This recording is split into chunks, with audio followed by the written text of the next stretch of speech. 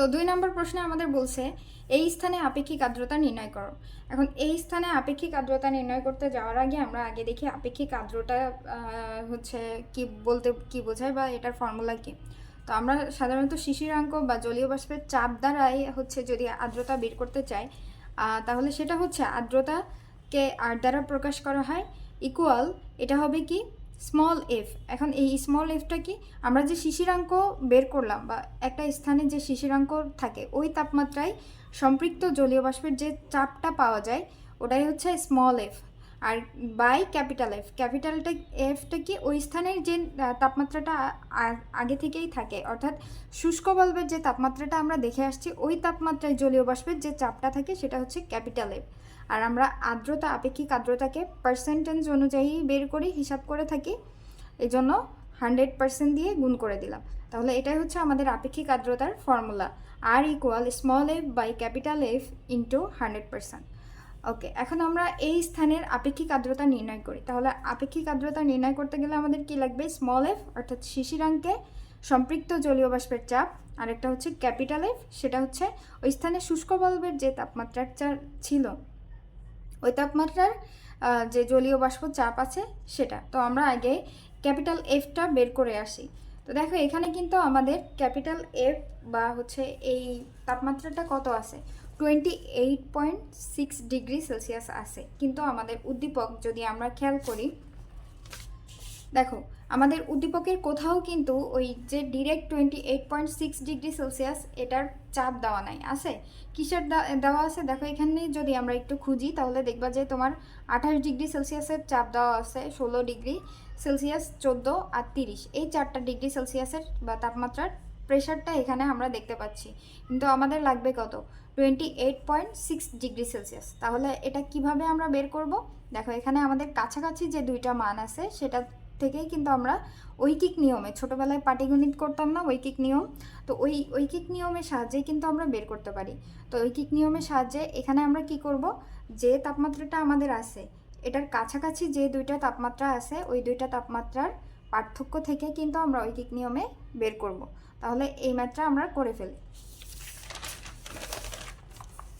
এখন দেখো তাহলে এই স্থানে কাছাকাছি কত ছিল, মানে আমাদের লাগবে কত, 28.6 ডিগ্রি সেলসিয়াসের ক্ষেত্রে জলীয় বাষ্পচাপ বের করতে। তাহলে এটা তো নাই, কিন্তু আমাদের আছে 28 ডিগ্রি সেলসিয়াসেরটা আর 30 ডিগ্রি সেলসিয়াসেরটা। তাহলে দেখো এখানে এই স্থানে 30 ডিগ্রি থেকে যদি আমরা এটা 8 হবে 28 ডিগ্রি সেলসিয়াস বাদ দিই, তাহলে আমরা 2 ডিগ্রি সেলসিয়াসের জলীয় বাষ্পের চাপের পার্থক্যটা কিন্তু পেয়ে যাচ্ছি।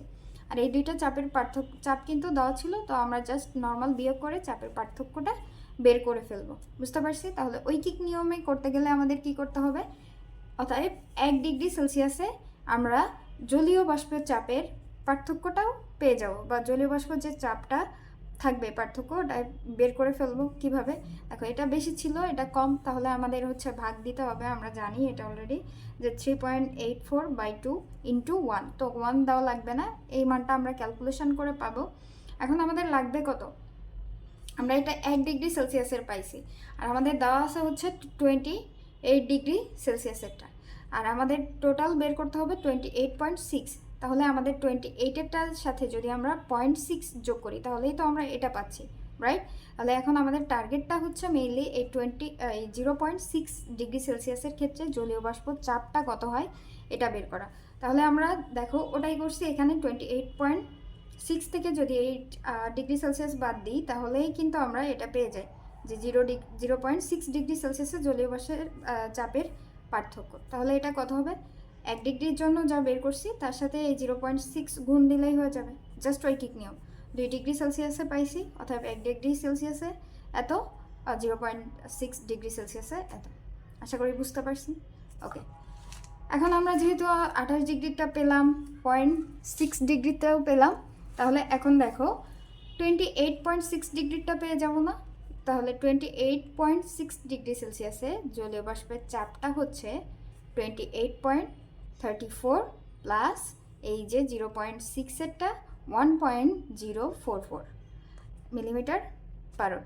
তাহলে এটা যোগ করলে আমাদের আসে 29.394 মিলিমিটার এইচজি।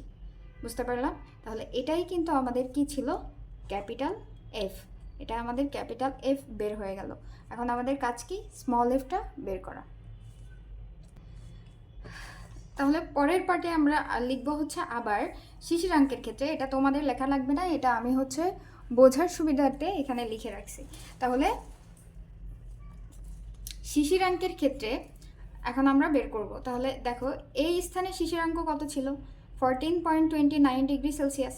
সেলসিয়াসে সম্পৃক্ত জলীয় বাষ্প চাপ আমাদের বের করতে লাগবে। তো এই জলীয় বাষ্প চাপ সমান কি, 14 ডিগ্রি সেলসিয়াস আর 0.29 ডিগ্রি সেলসিয়াসের সম্পৃক্ত জলীয় বাষ্পের সমান, তাই তো?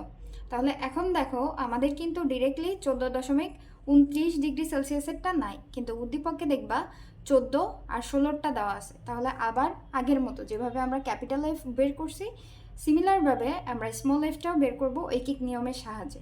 তাহলে কাছাকাছি যে এই শিশিরাঙ্কর তাপমাত্রার কাছাকাছি কোনটা আছে, 14 আর 16, ওই দুইটা তাপমাত্রাই আমরা নিব। তাহলে 16 থেকে 14 বিয়োগ করলে আমরা 2 ডিগ্রি সেলসিয়াসের বাষ্পের জলীয় বাষ্প চাপের পার্থক্যটা পেয়ে যাব। তো এটা কত ছিল, 16 ডিগ্রি সেলসিয়াসের ক্ষেত্রে চাপটা ছিল 13.63 মাইনাস 14 ডিগ্রি সেলসিয়াসের ক্ষেত্রে যে প্রেশারটা ছিল সেটা হচ্ছে 11.99। এটা থেকে আমরা যদি বিয়োগ দেই তাহলে পাই 1.64 মিলিমিটার এইচজি। বুঝতে পারছি? তাহলে 2 ডিগ্রি সেলসিয়াসে বের করছি, এখন 1 ডিগ্রি সেলসিয়াসে বের করব, সেটা হচ্ছে এটা দিয়ে ভাগ দিব 2 ইন্টু 1, তো 1 তো দেওয়া লাগবে না, মিলিমিটার এইচজি। আর বাকি আমাদের কত লাগবে, 14.29 মাইনাস 14, তাহলে 0.29 ডিগ্রি সেলসিয়াসের ক্ষেত্রে জলীয় বাষ্পের যে চাপটা সেটা কত হবে, এই যে 1 ডিগ্রি সেলসিয়াসের যেটা ছিল তার সাথে 0.29 মিলিমিটার এইচজি গুণ দিব। বুঝতে পারছি? তাহলে আমরা এই অ্যান্সারটা পাই। ঐকিক নিয়ম আশা করি কারোর অসুবিধা হওয়ার কথা না। তারপরে যদি সমস্যা হয় অবশ্যই আমাকে জানাবা। তাহলে আমরা এটা হচ্ছে পেয়ে গেলাম। এখন আমরা তাহলে টোটালটা বের করতে পারবো, 14.29, তার মানে 14 ডিগ্রি সেলসিয়াসেরটা আর 0.29 ডিগ্রি সেলসিয়াসেরটা যে প্রেশার পেলাম এটা যোগ করলে আমরা কিন্তু স্মল এফ এর মানটা পেয়ে যাবো। সেটা কত, 14 ডিগ্রি সেলসিয়াসের ক্ষেত্রে ছিল 11.99 আর 0.29 ডিগ্রি সেলসিয়াসের ক্ষেত্রে এই যে মাত্র বের করলাম 0.238। তাহলে এটা সমান কত আসে আমাদের, 12.228 মিলিমিটার এইচজি। এখন কিন্তু আমাদের ক্যাপিটাল এফ আছে, আমাদের স্মল এফও আছে। তাহলে আমরা এখন সরাসরি আপেক্ষিক আর্দ্রতাটা বের করতে পারবো।